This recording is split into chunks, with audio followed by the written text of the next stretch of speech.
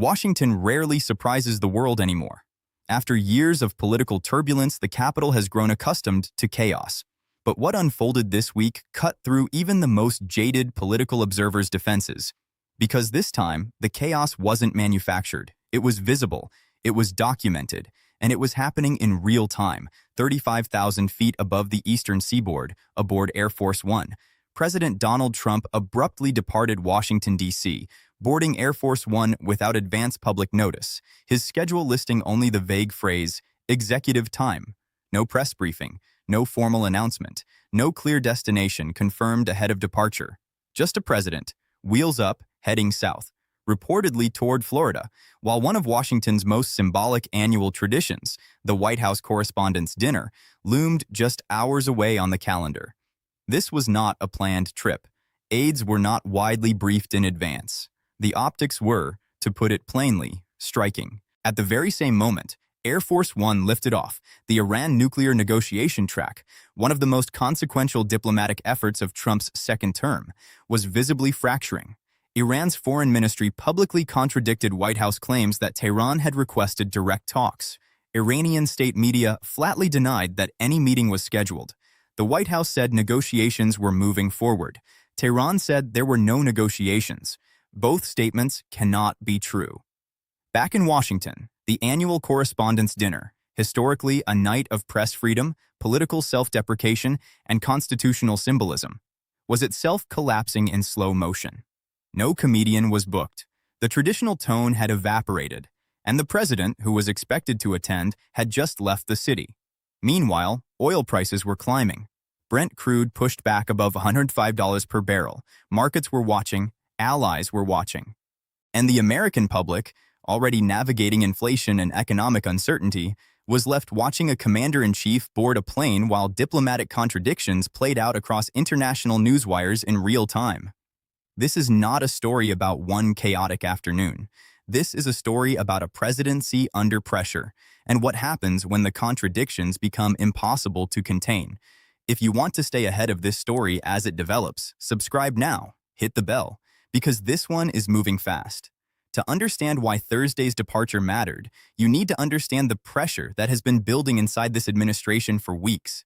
Pressure that did not arrive suddenly, but accumulated through a series of escalating decisions, failed signals, and diplomatic miscalculations. The Iran crisis did not begin this week. It has roots stretching back through multiple administrations. But under Trump's second term, the approach has been aggressive and transactional from day one.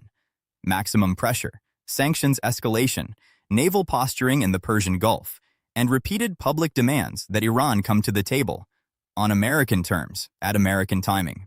What followed was predictable to regional analysts, if not to the White House. Iran did not capitulate.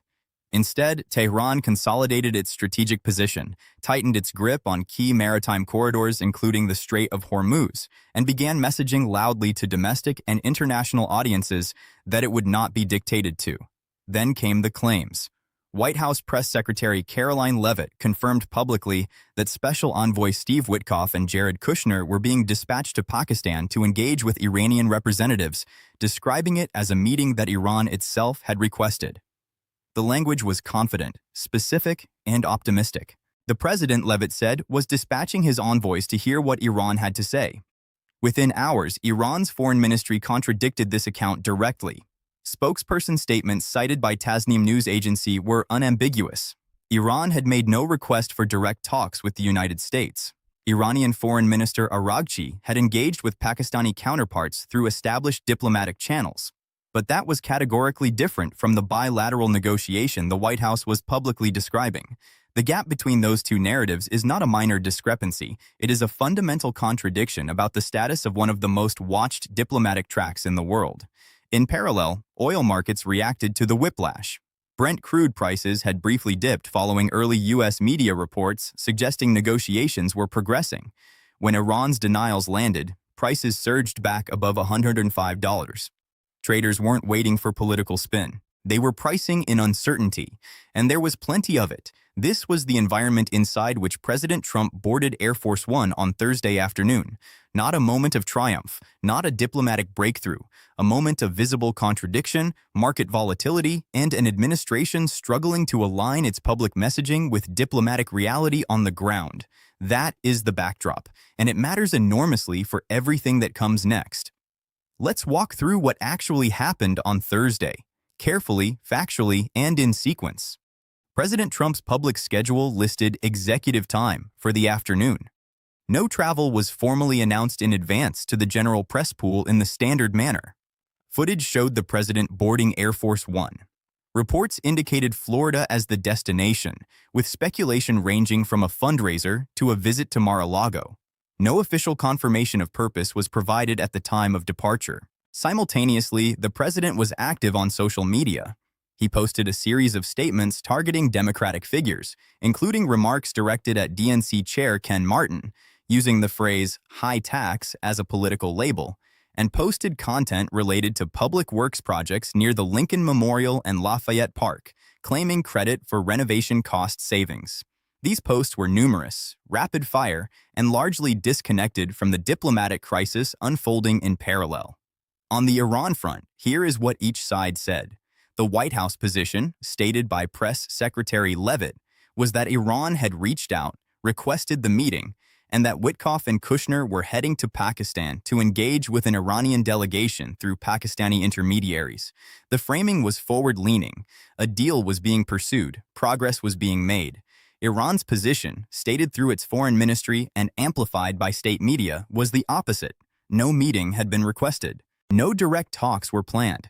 Iran's communications with Pakistan were through existing foreign minister channels, not a new negotiation track opened at American initiative.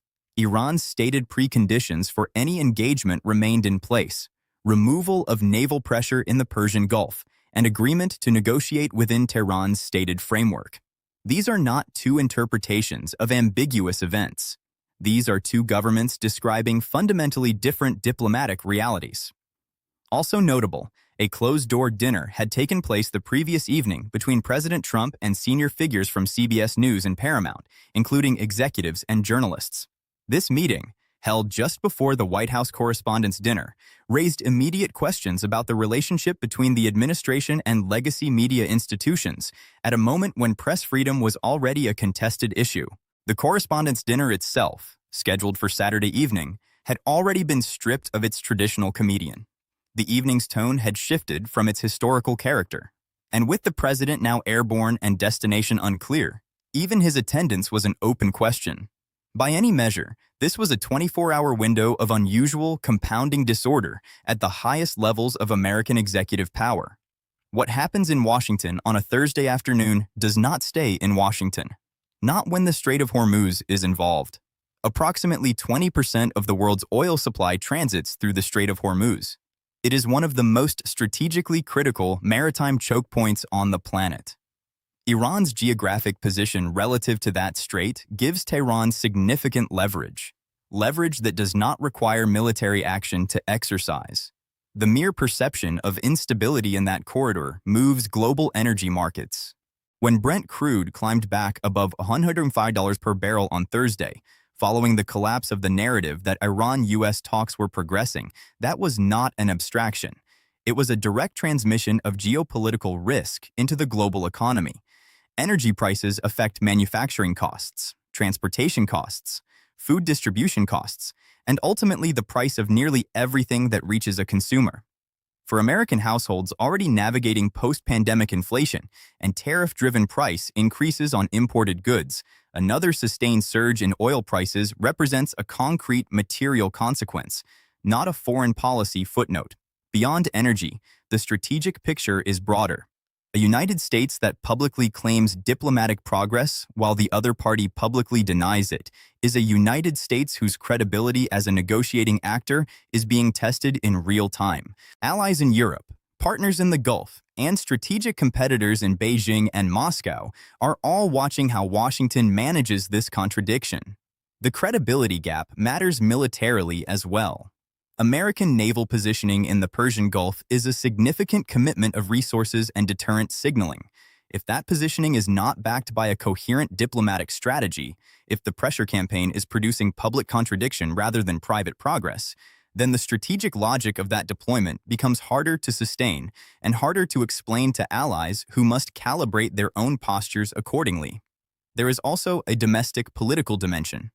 The White House Correspondents' Dinner, whatever its limitations as an institution, has historically represented something. The idea that a free press and an accountable executive can coexist, even joke, within a shared civic framework. The erosion of that tradition, combined with a closed-door dinner between the president and media executives the night before, sends its own signal about how this administration conceptualizes its relationship with the press. And none of this is happening in isolation. It is happening while the president is posting rapidly on social media, while his envoys are in the air toward Pakistan, and while Tehran is telling the world, "We did not ask for this meeting." The strategic consequences of a credibility gap at this scale are not immediate. They are cumulative, and they compound. Here is what we know, here is what we don't, and here is what to watch. What is confirmed? President Trump departed Washington, D.C. on Thursday with executive time listed on his schedule. Iran's foreign ministry publicly contradicted White House claims about the status of nuclear negotiations. Witkoff and Kushner were confirmed by the White House to be traveling to Pakistan. Brent crude oil prices rose back above $105 following Iran's denials. The White House Correspondents' Dinner was scheduled for Saturday with no comedian booked and the president's attendance uncertain. What remains uncertain? The actual content of any communications between Iranian and Pakistani officials, whether any back-channel progress exists that neither government is publicly acknowledging, the president's precise itinerary in Florida, and whether he returned to Washington in time for the Correspondents' Dinner, the longer-term trajectory of the Iran diplomatic track, and whether the Pakistani intermediary channel has any substantive traction. Two scenarios now present themselves. In the first, the contradiction between Washington and Tehran is largely a matter of public framing, a gap between what negotiators are doing quietly and what governments are saying loudly. Diplomacy often runs on parallel tracks. The public channel managed for domestic audiences, the private channel managed for actual outcomes.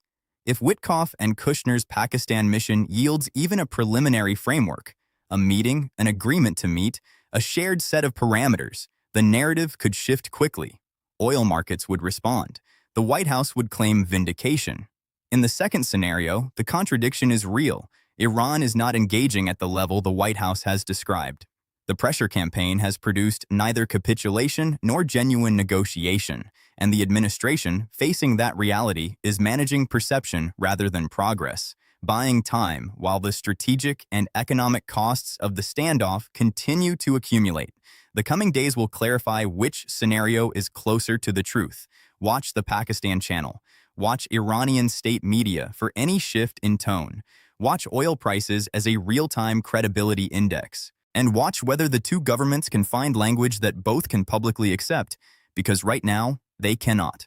What is certain is this: the American public deserves clarity. Not spin, not rapid-fire social media posts while Air Force One is airborne. Clarity about what is being negotiated, with whom, on what terms, and at what cost. That clarity has not yet arrived, but the pressure to deliver it is mounting by the hour. Subscribe for continuing coverage as this story develops. The next 72 hours will tell us a great deal.